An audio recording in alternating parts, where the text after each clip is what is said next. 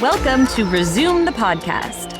I'm your host, Courtney Page, and I'm here to spread the message that you can, in fact, be happy in your career. I'm a former executive recruiter turned career coach, and I am obsessed with learning about why people have chosen their career, what led them to that decision, and how they achieved happiness in the process. So, come join the ongoing conversation that exposes you to career paths of all origins with one thing in common: happiness. So, press play and let's resume the conversation with this week's episode.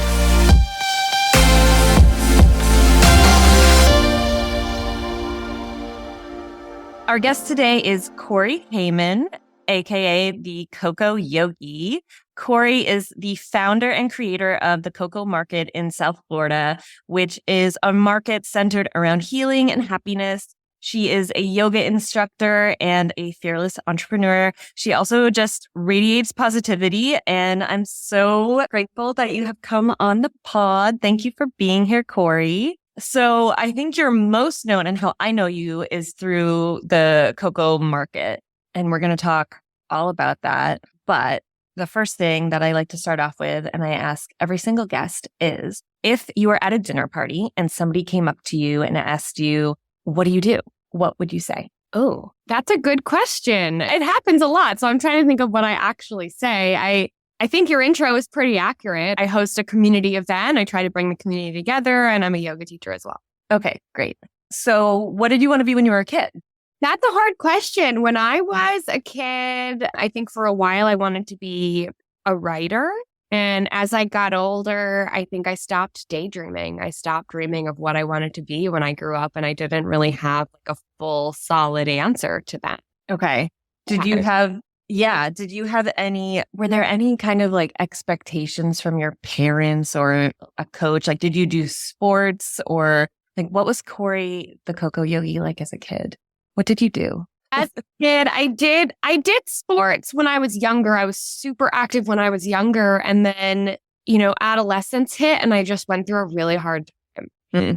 I went through a really hard preteen, teen, young adult phase of my life. So I think the expectation was just a very bare minimum for me. That's a good place to jump off of. There's no, Yeah. And, I got into college, and my dad really encouraged me to just pick the major that I was most interested in. I went to a liberal arts school, and there was never like, you have to be a doctor or you have to be this. It was just like, what interests you, go do that, and you'll figure out the rest later, which was nice because I was never under a lot of pressure from my parents to achieve much.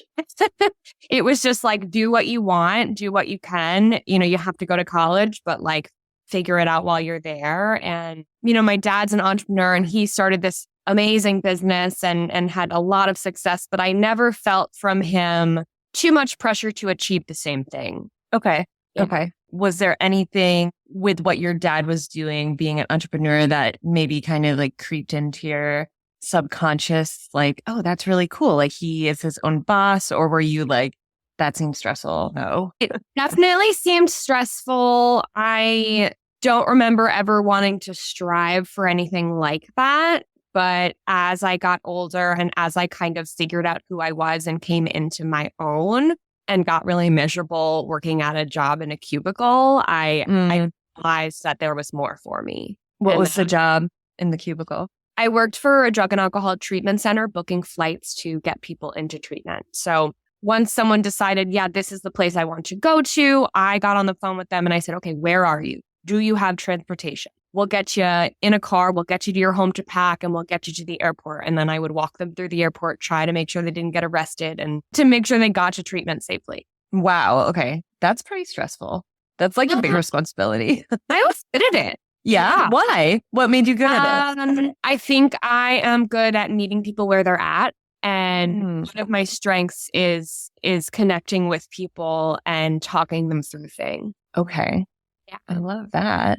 That's great that you know that too. What do you mean? Because I hear that phrase a lot, like meet people where they're at. Can you kind of break that down a little bit for someone who has heard it and is maybe like, what does that sounds really like kind of abstract, or like, what does that even mean? Like, what does that mean to you? So I think that when someone is going through a really hard time, they're not always given grace. I have been in some really low places and I have experienced a lot of grace from a lot of people in my life, and I'm very grateful for that. So what made me good at this specific job was that I would be able to speak to someone on a level where I was not expecting too much. I was not demanding anything. I was just asking them how they were doing and saying, okay, this is a good starting point. Can you take a deep breath for me? What can we do to put one foot in front of the other here? Not like, okay, you got to go pack. You got to make sure you have this stuff. You got to get in this car. You got to, I just very step by step, just like not babying someone, but just treating them accordingly based on how they're doing. Yeah, that's so nice. That's such a nice place to go with someone, as opposed to like forcing them into something. But you said you were miserable in your cubicle. So what was so miserable about it? I think a lot of people will relate to that sense of just crushing cubicle walls. It's so funny. I was in a cubicle from the time I was 23 to 29. And for a long time, I never questioned it. I was raised, and I think as a society, we are bred to think you go to high school, you graduate high school, you go to college, however you have to, whatever it takes. You go to college, you graduate with a degree, you go get a job, and then you work that job until you retire, and then that's it. There is not a lot of nurturing entrepreneurs. There's not a lot of thinking outside the box in my experience. So I never did. I never realized that I could go start my own company. I never realized that I didn't have to work in a cubicle. It was fine for a long time. And then during COVID, we were sent to work from home. And when I was sent to work from home, I had all this freedom. And I was going to watch the sunrise on the beach every morning before work. And I would work from my balcony outside in the sunshine. And I would take breaks whenever I wanted to, as long as I got my work done. And I was just so free. And that made me realize that I was just surviving when I was going to up for 8 hours a day and I couldn't leave. And, like I had to hurry to the bathroom and come right back and sit back down. And even if I didn't have any work to do, I was expected to sit at my cubicle. Right. So COVID and working from home made me realize like, oh my God, my mental health skyrocketed. And I didn't realize, like, I thought that my mental health was pretty good before, but I just was thriving. And then at some point, they told us they closed the office down for good. And then at some point they were like, oh, actually you have to report back on Monday. Mm-hmm. And I think a lot of places did pulled that one where it was like they saw it working, and then maybe there was like an employer or two that took advantage of it, and they were like, oh, no, scrap that, everyone back. Yeah. So I was given no notice, no warning, and I was whisked back into my cubicle. They moved my cubicle to where I couldn't see a window at all. So I didn't know if it was sunny or rainy, and I didn't know if it was day or night. And I just felt my soul getting sucked out of my body. And that is when I was like, I'm not doing this. Like, I would get to work and just tears would well up in my eyes. And it sounds dramatic, but from, being able to practice yoga whenever I had a break and being able to sit in the sunshine and breathe fresh air, to being forced to sit in this cubicle. Like, I got in trouble for moving my laptop to a window. Mm-hmm. I got in trouble for going outside and working outside, even though I had Wi-Fi. Yeah. And I just felt like so stifled. I mean, I can totally relate to that. My first job out of college was in New York and in a cubicle. And I had the same feeling. I would just go to the bathroom and like try to like not cry. And like, because it was like, I don't know what it looks like outside, and in New York, it was like you would get to work while the sun was still coming up and you would leave. But after it went, like you wouldn't, it was like vampire schedule. Like it was just bizarre. I love that you brought that up, because I think that's something that so many people experience before COVID, during COVID, and then after COVID. But it is a whole nother thing to leave and to recognize that like, this is so not going to work for me long term. It's just not going to. So you came to that realization. And by the way, like you were doing a really good job at your job. So I think that there's kind of this misconception out there that you only leave a job if it's not really like fulfilling you content wise, like the actual substance of the job. But were you like, I'm not that great at this job, or I want to try something else. It's not really doing it for me. But you were doing a great job and you liked the job and you were good at it and you were getting, all the things, but it wasn't working. So what was your next step after coming to that realization? The timeline really worked out perfectly because I want to say November of 2019, my job told me I had to move to Tampa and I said no. And they essentially said, well, we don't know if you're going to be able to keep your job if you don't relocate. So I remember calling a good friend and mentor and saying, I think I'm going to get fired and I don't really know what my next step is. And she said to me, what would you do if it didn't matter how much money you made? Like, how would you spend your day if you had all the money in the world? And I told her doing yoga. And so she said, why don't you sign up for a yoga teacher training? And that was in November 2019. And my teacher training started in March of 2020. Okay. So I'm working full time and I'm taking this yoga teacher training on the weekends. And I graduated the teacher training in August of 2020. And as soon as I graduated, my job let me go down to part-time. So I'm working part-time and I was building this yoga brand at the same time. My job that I had gave me a lot of freedom to do what I really wanted to do, which was go teach. And I started my own classes and it was really, really growing. And I was able to put so much energy into that. So that was August of 2020. And then in October of 2020 is when they said, you need to report back to the office. So I had time to build and to grow. And my plan was when I left was to teach yoga full time. So they brought us back into the cubicles October of 2020 and I made it to Christmas of 2020. I didn't even make it 3 months. I was just like, I can't do it. So by 2021, January 1st, 2021, I was on my own. The first ever Coco Market was January 2nd of 2021.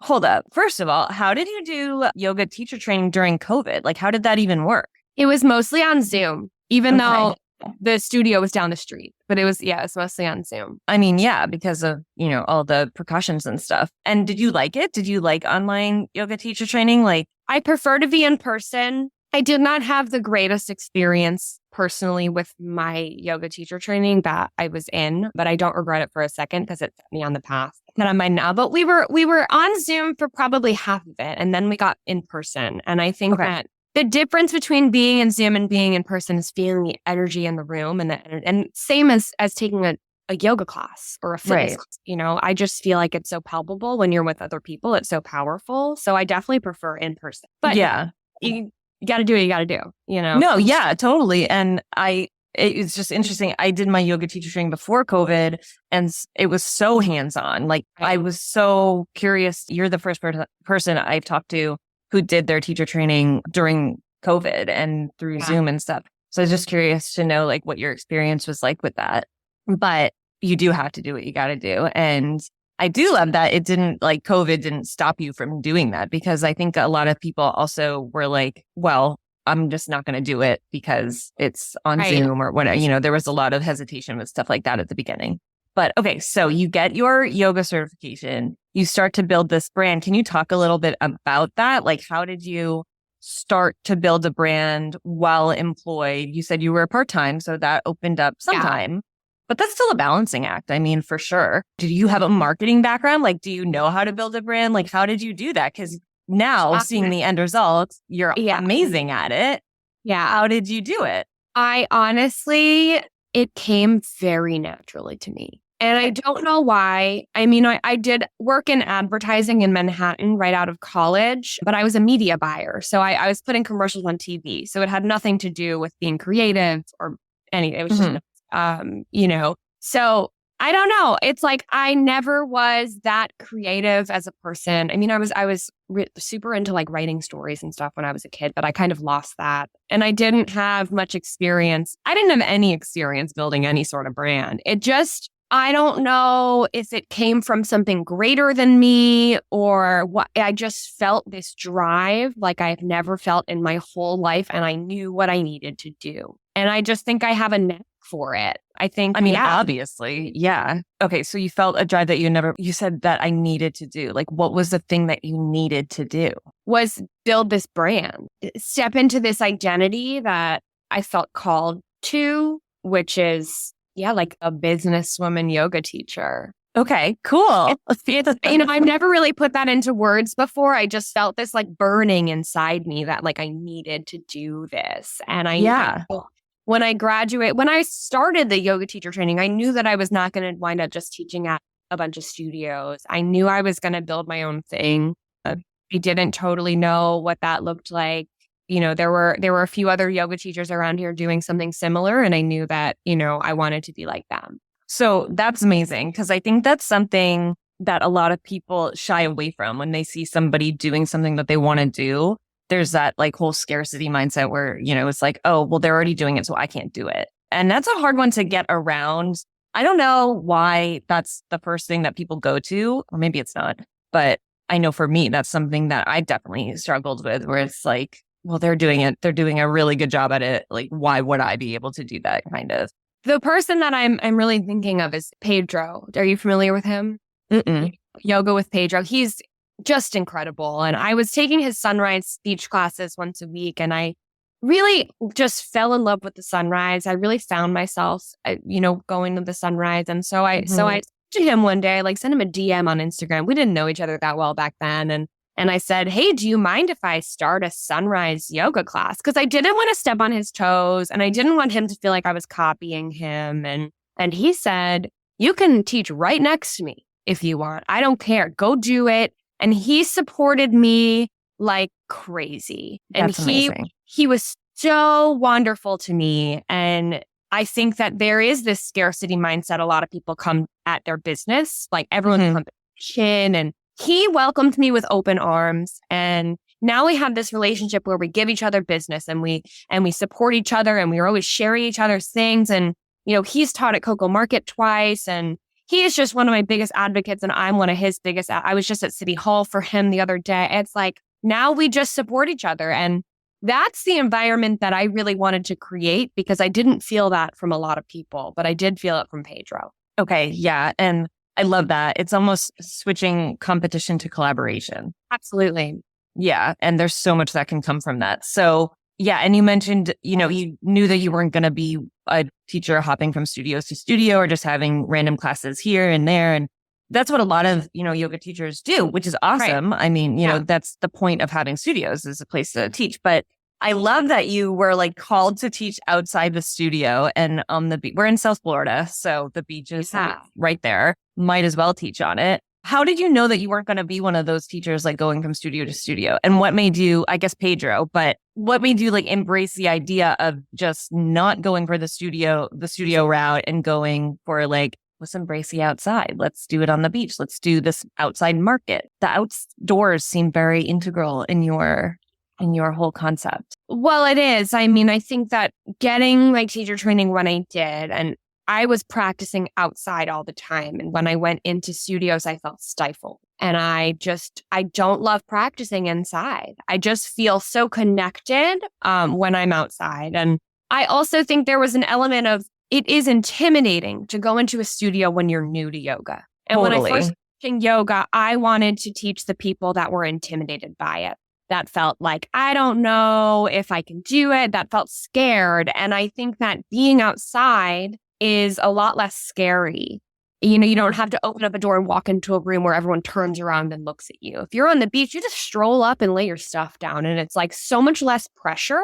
And I was scared to walk into a studio and take a class for a long, long time. I did yoga with Adrian on my computer in my bedroom because I was scared. And I wanted to take that fear away from people. Also, from a business standpoint, when I first started, I was like, well, I could just, hold a donation class or charge a sliding scale, $5 to $20. People pay what they want and make a lot more than going to the studio and teaching there. And it's a grind. It's the driving all over and getting paid. Yeah.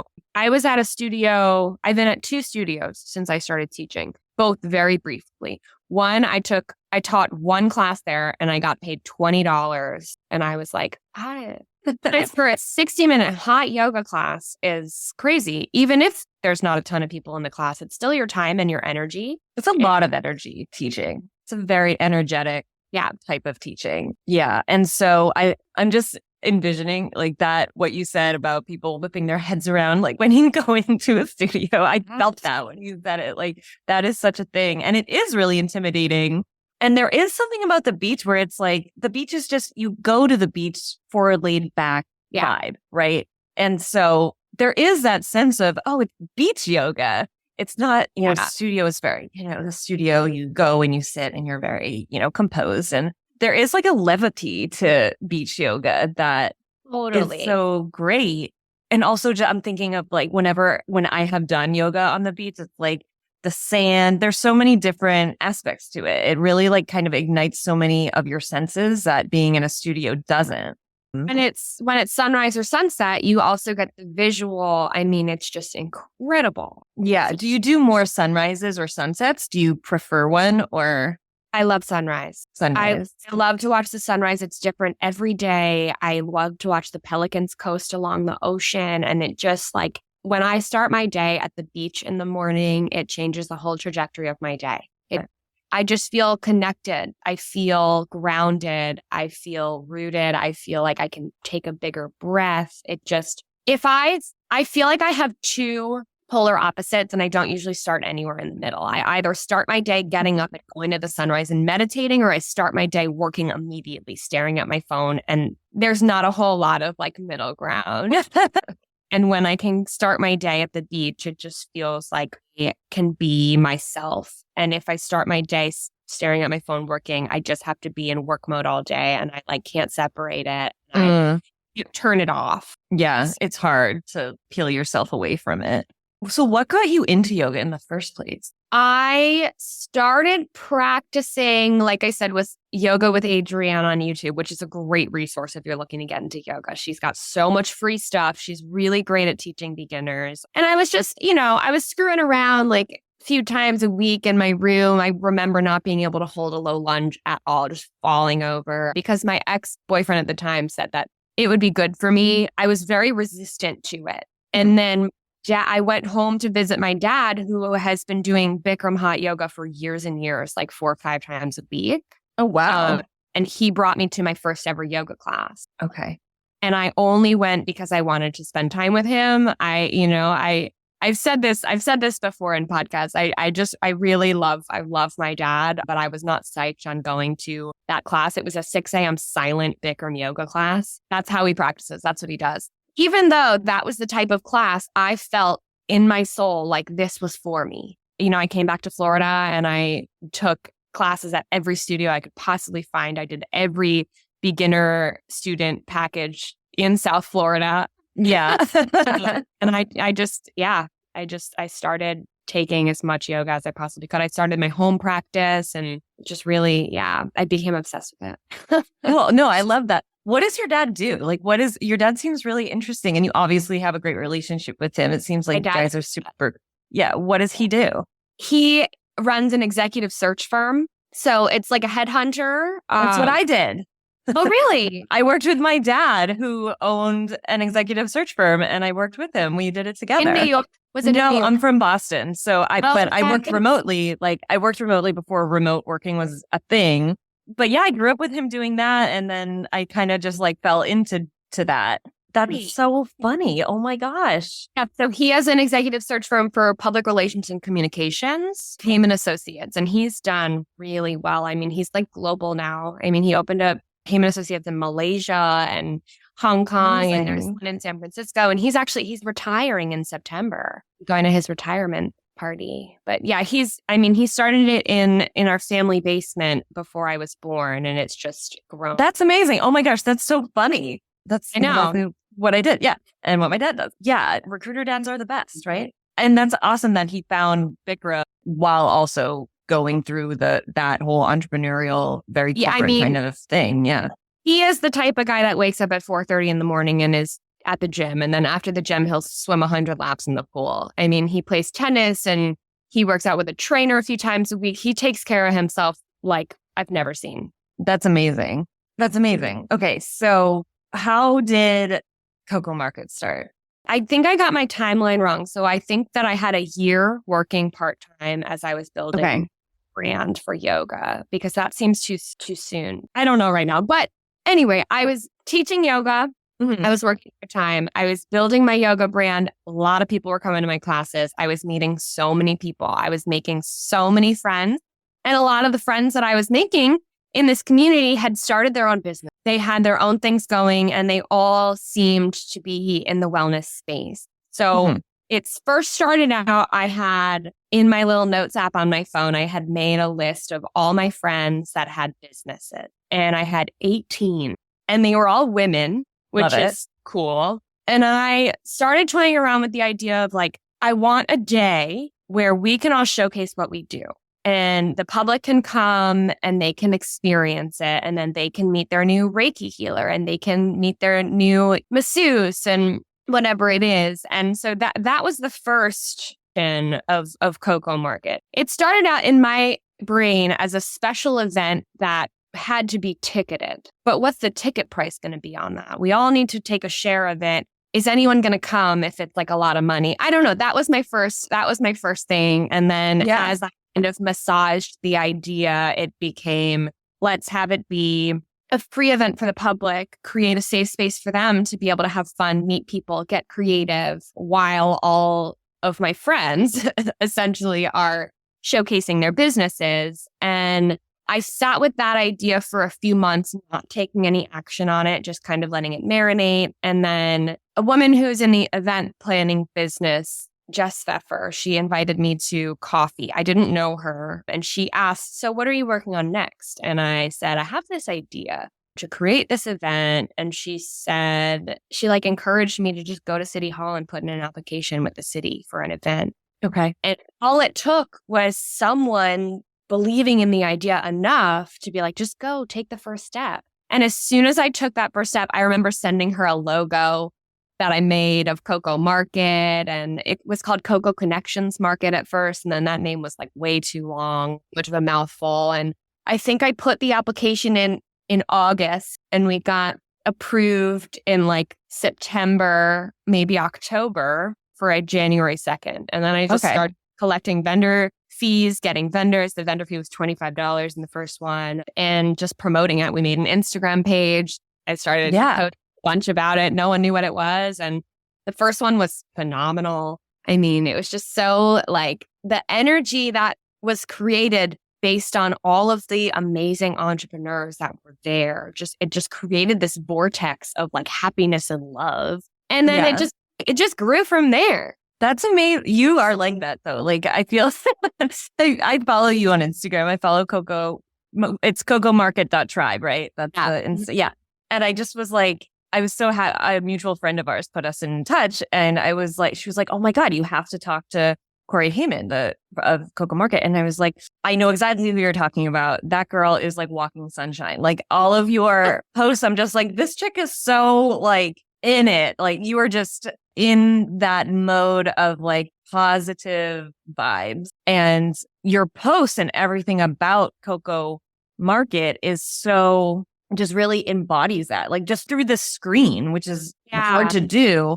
I have not yet been able to go. Every time I try to go, one of my kids gets sick. And it's or there was like a wellness fest or something. We were supposed to go again and it rained and I was like, that's going to be a disaster I have 2 toddlers. So, but I'm definitely going to the next one. I already have it like blocked out.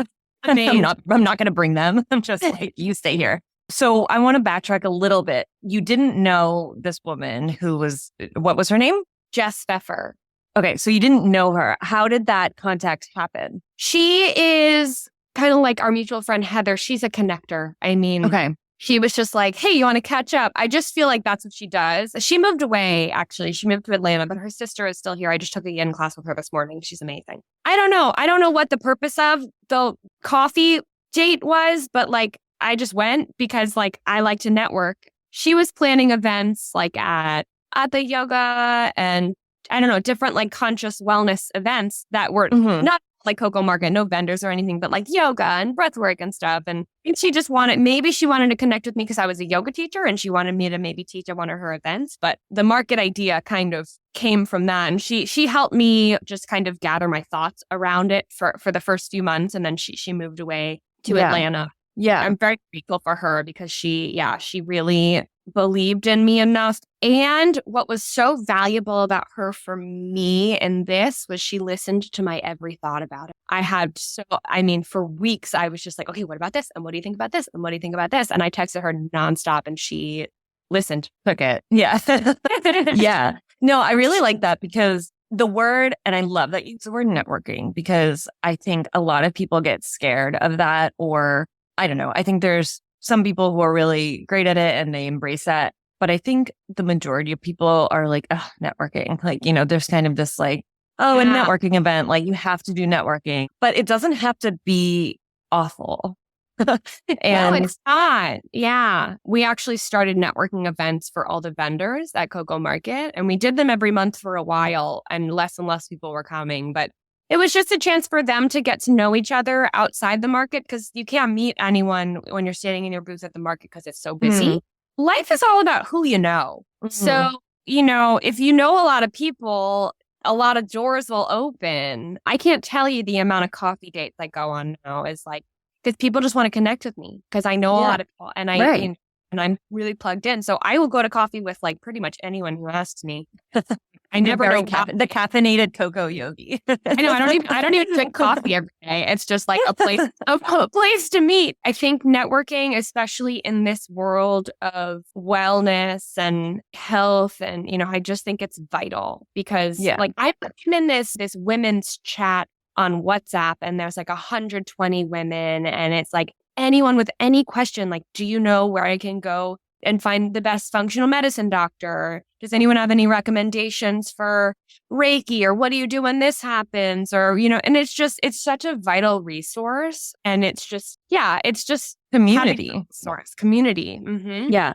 And I almost like, as you were talking, I was just thinking, you said like, it's about who you know, like it's about who you know. It's not even networking. It's just connections. Like that's all that networking is. And I feel like almost like removing that kind of corporate-y aspect of it and just like the connections, because like you didn't know this lady, and I just had so many random experiences where it's like this person who I know from some other thing or who knew someone that I knew, they were so integral in something that happened.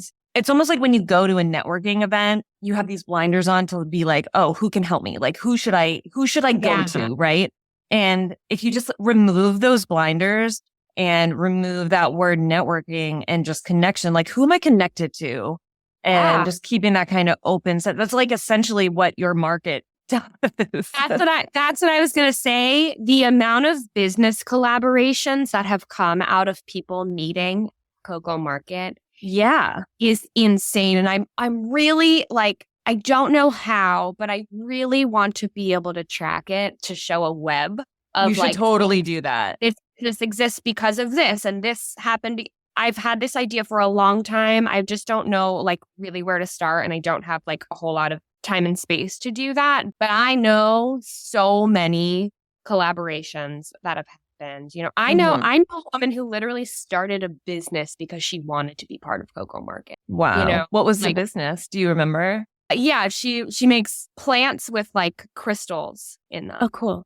Oh, love it. Plant cuttings. I have a bunch in my house. I don't have any right here. But like propagation, when you propagate a plant and it like grows the roots, hers just stay propagated, basically. Oh, cool. With the roots and the crystals. And it's so cool. And she's lovely, but so many good things have come out of Coco Market, and it's changed some people's lives. Yeah. How does that feel? It sounds pretentious to say it. It feels crazy. But I feel so blessed to have been able to create this space for these other people to come in and make it bigger. It's like, it's not me personally making these connections. I just created the thing. And it's on a life of its own, and it's grown, and it's created so much for so many people. Yeah. And it's funny, you touched on something that I was like, I need to ask her about this, because I think whenever you kind of come up with a brand or an idea, it evolves, right? And it ends up, a lot of the time, it will end up being something different than the initial conception.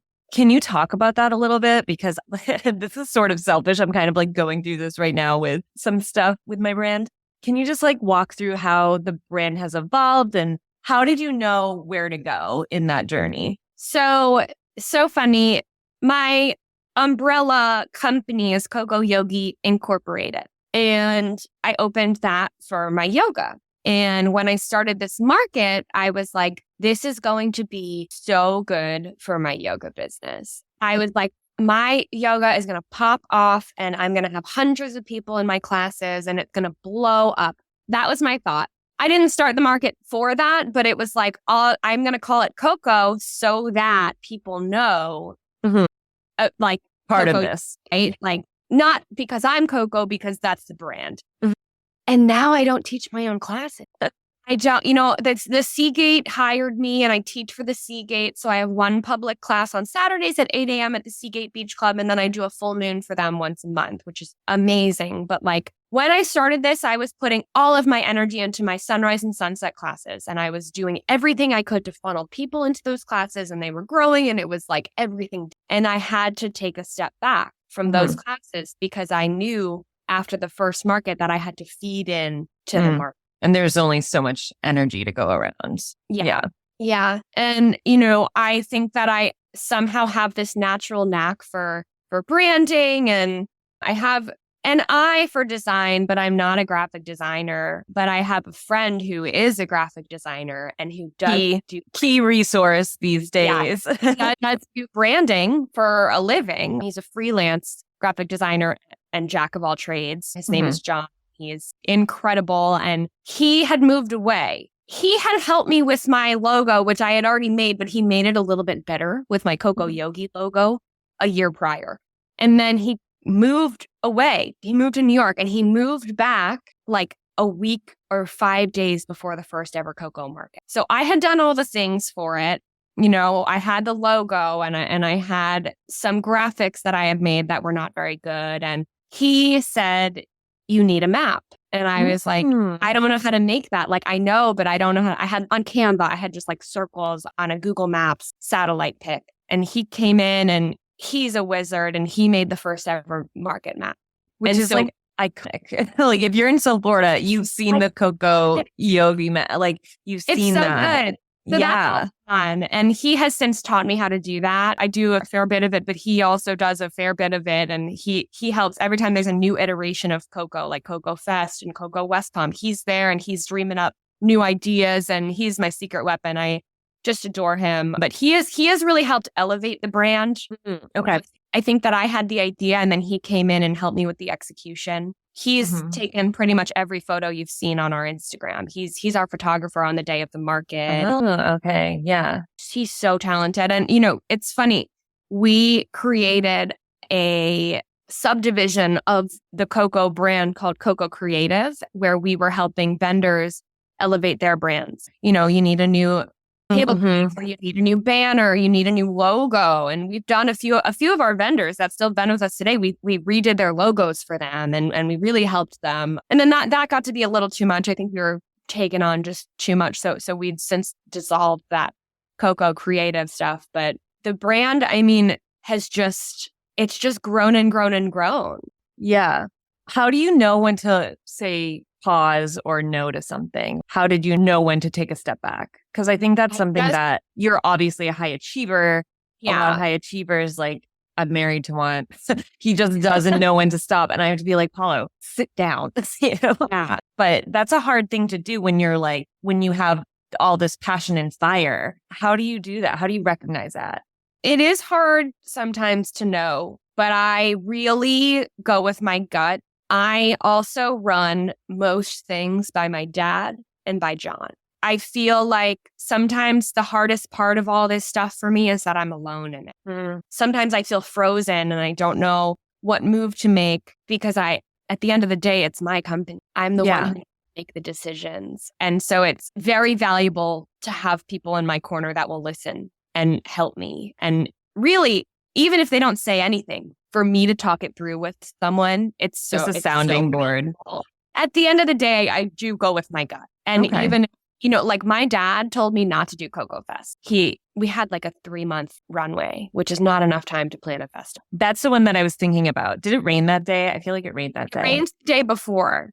I feel like that was the one that I was like gonna take my kids to, and we had this whole big plan, and my parents were down. And it was like, this girl is amazing. Like, I need to go. There's like family stuff there. Like, there's all this stuff. I think there was just like a big toddler meltdown. I'm not gonna blame my daughter. It was I can't do that. She's only 3. That's not fair. But mom couldn't get it that day. That was late April. But yeah, that to say, my dad really advised me against it. I just knew in my gut that we needed to do it. And it wound up just being so incredible. I mean, we had 105 vendors. We had so many people come out, and we didn't have a lot of time to do it, but we pulled it together. Yeah. Are you somebody that works well under pressure? Is that like you need the pressure or no? I think that this business in and of itself is just a ball of stress because it's so weather dependent and things go wrong all the time. And, I have to rely on the space that we're renting. It's not my space, so it's just, there's a lot of factors that are totally out of my control, and it's very, very stressful. Yeah. So yes, I do work well under pressure. I am constantly under pressure. You're like, that is my entire life, Courtney. I live under pressure. Yeah. Let's just talk about imposter syndrome really quick. Imposter syndrome. Dun. As so many people experience it, I feel like if you don't experience it, you were given some amazing gene. But is that something that you do experience or have in the past, currently do? Can you talk a little bit to me about imposter syndrome? Yeah, I do struggle with that, but I will find myself like, who do I think I am? But then there's just a weird thing that's been happening to me in the past year where like people will come up to me on the street. People will come up to me in a yoga class where like a lot of places that I go, people will come up to me and tell me how incredible what I'm doing is. Yeah. And that kind of helps. It helps with the imposter syndrome to validate that what I'm doing is incredible. But also, it's like sometimes hard to believe that this is what I'm doing. That this like is a pinch me. That I've created this. Yeah. Yeah. It's been hard for me to reconcile that in my brain. I don't know if it's imposter syndrome, but something has happened based on those experiences that just keep happening that like, I don't feel like I can separate myself from Coco Market anymore. So sometimes I feel like, who am I actually? Like, who is Corey? Not Coco. Don't know who Coco is. I know who Coco is, but like, apart from that, who am I? I really lost myself in my business because nothing existed for a long time except for that up in my brain. And that was really, really hard for me because I pushed everything to the side. I was not investing much into my personal relationships. I was not doing any outside activities that were not related to Coco Market. I was not feeding any other part of my life. You were like in a vacuum, like in a Coco Market vacuum. And if anyone at that point had asked me what I like to do, I would have not had it. Like what last thing I did something for myself or did something fun. I used to go do stuff all the time. I'm such an adventurer and I was always out, always doing things, and I lost all of that. So I don't know. I don't know if that's imposter syndrome, but I just stopped knowing who I was. Yeah. Yeah. How did you come back to that? Or is that just a daily journey that you have as this business owner? I booked a trip to Italy for 2 weeks. Love it. I traveled alone for a week, and it was very much like eat, pray, love, get back to myself, do what I wanted to do, go read a book on a mountaintop and, go hike through a waterfall and just do things that like bring me back to joy and go somewhere where no one knows who I am and it doesn't. Yeah. And that really fed my soul. And since I've been back, I have felt better. And like, I've been going out and having fun with my friends. And I went to the Blink-182 concert last week. And I've been saying yes to more things that I was saying no to because I felt like I had to work. Yeah. And I felt like I had to do Coco related things. So it's felt like it's been getting better. I was really going through a hard time, like really, really going through a hard time during the planning of Coco Fest. And I was just really under the gun. And I said to John, who's the graphic designer that I work with, I said to him at one point, I remember like crying. I don't remember why. I was just really stressed out. And I said to him, I'm going through a really hard time right now. And he said to me, "You're always going through a hard time." And that moment, I was like, I got to get out of this. I gotta figure out how to be better. And like that's not sustainable. I don't want to be seen as someone who's always stressed out or always having a hard time. And I was wearing this identity of like, I have so much to do. I'm under so much pressure, as like that was who I am. Like and a badge of honor, kind of. yeah, as a man, I think. That's anything else that was going on. So I've been in therapy for maybe since then. Go every week, and I adore my therapist. And I've been doing that, and we've been doing EMDR trauma therapy work. And I've been really trying to lean on the tools in my toolbox that I know work to get me out of that state. I have coping skills, and I think it's so easy to wear your struggles as a mask to say to excuse whatever behavior you want. Yes. Oh wow. Wait, and can you say that again for the people in the back? Yeah, I was wearing my I'm so busy, I'm so stressed as an excuse to do whatever I wanted to do, to say no to any responsibility that I had, to not show up for my friends and my family, to just kind of escape from life. I was using that pain that I was in and that overwhelm and that stress to excuse me from showing up as a human being in society. Yeah. And I think I have lived a lot of my life like that. As a teen, it was depression. And as an adolescent, early adult, it was like alcoholism. And then it was, I'm in recovery. And I'm like, all of these things, like I'm using as a mask to not go any deeper. And no one's going to question me either. Right? Perfect defense mechanism. So no one can poke that. They're just going to be like, okay, that's who she is. And like, that's not how I want to show up in the world anymore. So I've been really trying to do a lot of work to get out of that, which is why I think I don't know if you follow my personal Instagram, but I have been showing up very authentically on social media because I want people to see like the real me, all the sides, all the good, all the bad, all the in between. I just feel like that is my way of like reconciling that like I am layered and multifaceted and I can't hide behind this one thing that's like my trump card. Mm-hmm. Yeah. Yeah. So, and even just having the two different Instagram, because a lot of people will have their business Instagram and like that's their one Instagram, right? And they post themselves on it and they just use that. And it's like, oh, well, all the people are coming to this one. Like, I'll just use this, especially people who use their name or something as their business. And I love that you have two, because there is, especially because like people call you Coco and like, it's hard to separate that. And even if it's just for you, for your own psyche, to have that separation and posting different content, or like not even the word content, just like stuff that happens goes up on your Coco Yogi and Coco Market tribe is different. Because I'm not Coco Market. And for a long time, I felt like I was. Yeah.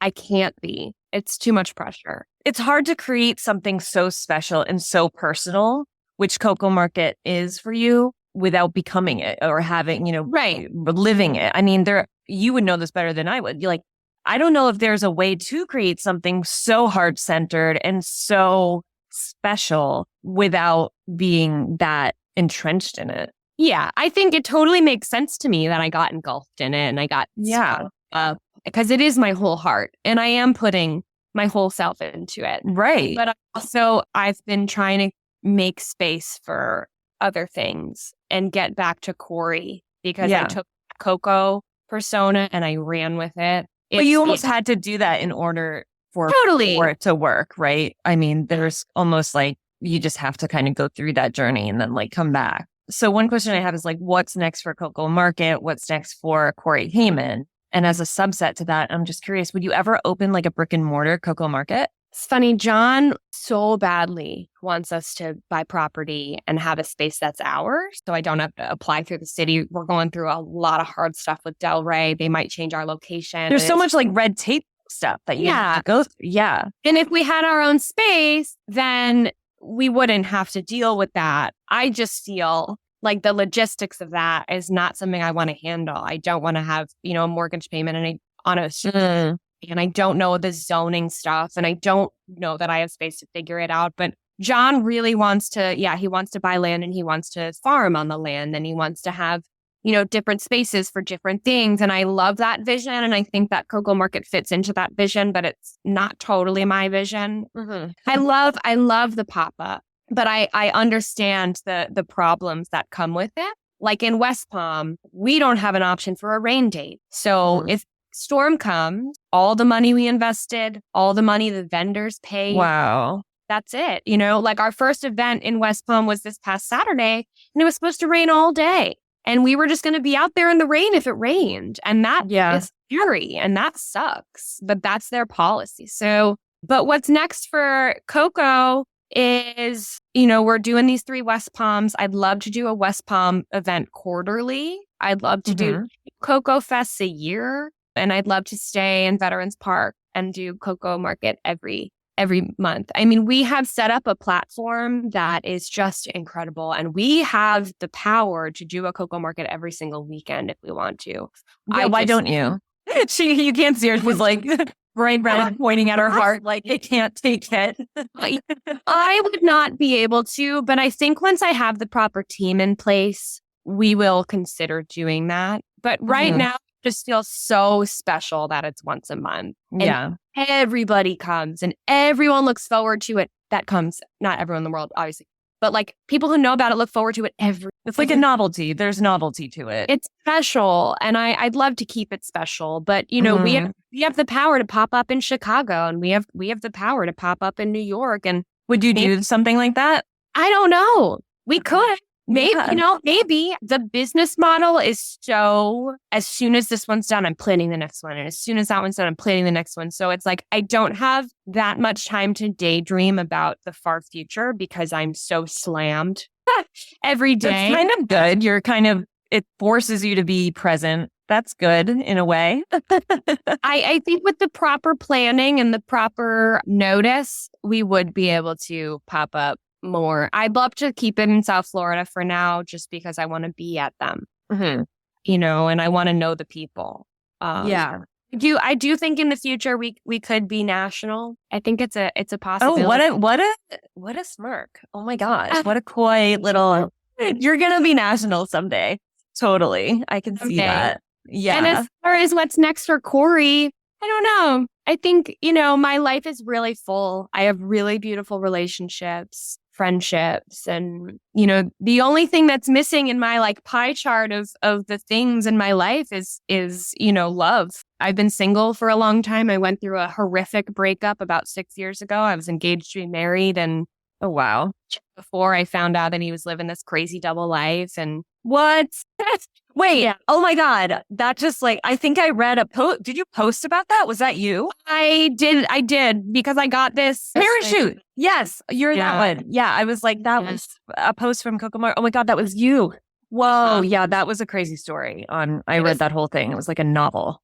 Yeah, right. It was long. It put me on this path. Yeah. I don't know. I think that if I had married him, I would be divorced with a baby and a mortgage payment on a house and sad. When I knew him, I was floating in my life with no real motivation, drive, anything. I think I probably would have stayed that person if we got married. And so thank God I was freed from that, because I wouldn't have done it if I didn't find out all that stuff. But that was, 5.5 years ago.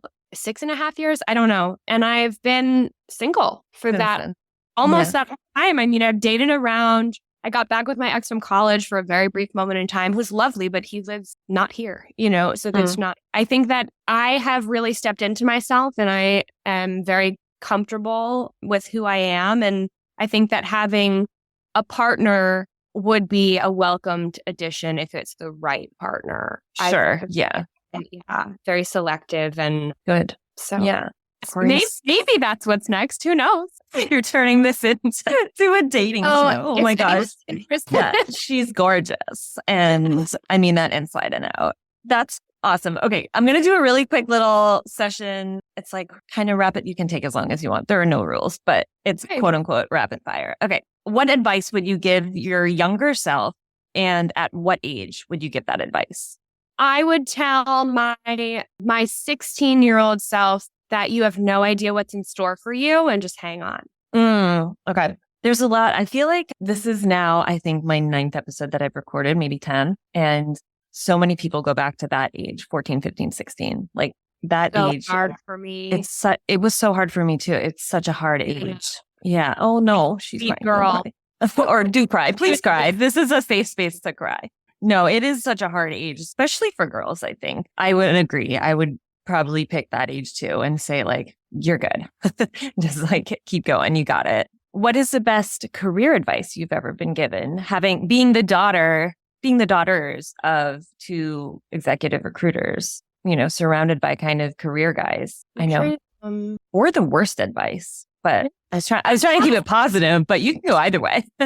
I don't know. It's not really advice, but the thing that was the most meaningful for me, I was very, very, very scared to call my dad and tell him that I'm going to quit my job because my sister did not follow the same trajectory of like graduate high school and then go to college and then get a job. She was very much her own person. And she said, I don't really want to do that. And, she was working as a dog walker and following her own path. And I felt like... She older or younger? She's 3 years older than me. Oh, okay. But I felt like my dad just really, really wanted me to go to college, have a career, and stay in career. And every time he came to Florida, he said, what's next? What are you going to do next? Like, what's your career path? And I just didn't have one. And so when I called him to tell him I wanted to start my own thing and really jump into it and not have that safety blanket paycheck every week, I thought he was going to be really disappointed, but he trusted me. And just the assurance that he trusted me to make my own decision and kind of gave me that freedom. I mean, I was an adult. Obviously, I was going to do what I wanted to do. But the fact that he, as a successful businessman, said, okay, it sounds like you thought this through. Go for it, was just meant the world to me. Yeah. Yeah. That's always good. The blessing is... Oh my God. What's your favorite quote? Find what makes you come alive and then go do it. Because what the world needs is more people who have come alive. Oh, love that one. That's a good one. What is the single best daily practice that you have in your life right now and why?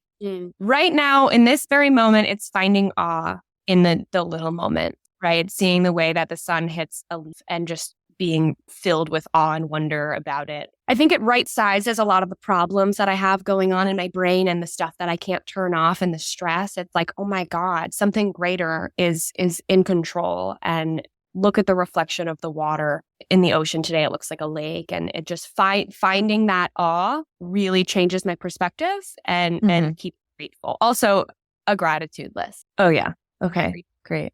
Yeah, that's super grounding. Find the awe in the little thing, in nature especially. I mean, it's always like going to take you back, the perspective of it. Okay, you mentioned you went to Italy. I need to know everything about that, but for now... For now, where did you go and where would you tell someone to go in Italy? Oh, I went to Rome, Florence, Cinque Terre, and then down to Positano and then Capri. I was there 2 weeks. Okay. I loved Florence. I absolutely adored it. But the best place that I went was a waterfall in Amalfi. Okay. I took the ferry to Amalfi and I started walking up and I found the most amazing moss-covered waterfall that I've ever seen in my whole life. And it just brought me back to who I am.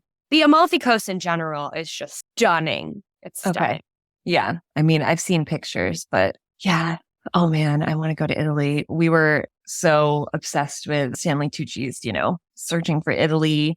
And my best friend, actually, she studied in Florence when she was in college for like a semester. And she's like, it's amazing. It's just like an open air museum. I mean, everywhere you go is just stunning. Yeah. Ooh, what was your best meal? Oh, so bonus question. It's so funny. I booked this hotel in Positano and I did not plan. I had all these plans. When I got there, I made dinner reservations and stuff. And I didn't have a plan for that night. And I said, you know what? Whatever, I'll just go to the hotel restaurant. It's probably going to suck, but the most divine meal that I have ever had. Whoa. It was like 4 courses. They just kept bringing things out. And it was like, I've never gone to, like a one of those tastings or like a 5-star. I don't know. I'm a foodie. I love food, but I've never been to one of those like really fancy Sure. I just Michelin star, whatever. But this restaurant, Hotel Popetto, Toronto, and it's right on the beach. And I stayed in the hotel and I opened up my doors and I listened to the sound of the ocean for the whole night. And yeah, the meal that I had there and the dessert that I had there, it was like 6 different types of lemon things. And they were all different textures. And it was like some of them cold and some of them were hot and some of them were crunchy and some of them were soft. And I've never had a dessert like that. Wow. Oh my gosh. Now I want to go eat something. I want a lemon tart right now. The lemon stuff there is out. Yeah, they're like super into lemons. Yeah. Oh my gosh, Corey, I could talk to you all day. Thank you so much. If we're going to include every link to everything in the show notes. Thank you so much for coming on. When is the next Coco Market? So yeah, we are in Delray on the first Sunday of the month, every month, always year round. If we move locations, we'll go to Old School Square, but it'll still be the same day, same time, same deal. So just keep an eye on our Instagram, cocomarket.track. Thank you so much for tuning in to this week's episode. I'm so grateful for your precious time and energy. And if anything resonated with you, please feel free to share with a friend and subscribe. If you're interested in career coaching, I would love to hear from you. Email me at Courtney@resume-careers.com and follow me on Instagram at Courtney Austin Page. Thank you so much and see you next week.